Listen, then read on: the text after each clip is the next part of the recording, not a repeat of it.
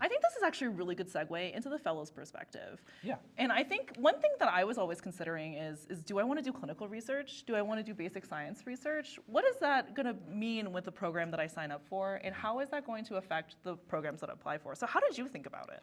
So it's really important to know exactly what you might want to do in the future. Basic science research is not cut out for everybody. There are programs that will start you off in a lab to do your project for your fellowship, but there are some that do more translational research and are open to having you do that for your fellowship thesis project. So definitely ask that during your interview to see about the availability of projects and to see what other fellows have done previously at that institution to see if that matches what you're looking for.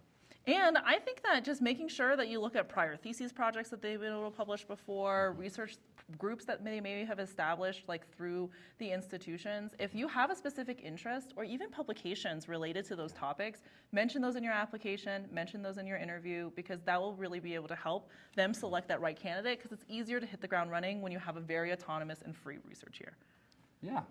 I think we've discussed a lot I think already. we've talked about and a lot. And so what do you think we should take away from these key points for our listeners? So the main things we want to have you take away are quality over quantity. That's a big one. Yeah.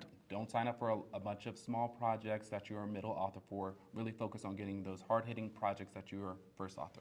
I think the second thing to think about is don't be afraid to cold email people and try to find a good away rotation or research experience that you may be hoping for. In the era of Zoom and Teams and modern day research, your researchers and your research team does not even need to be on the same coast. That is so true.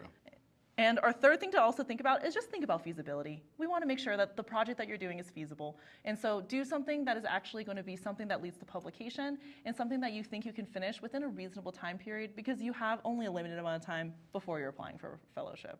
But thank you for joining us today. Thank you guys for having us here on the ASRM Med Talk. We're happy to talk a little bit more about this if you see us around ASRM or in person. And we have some more maybe topics that we can share with you in the future. Stay tuned. Stay tuned. Bye, guys.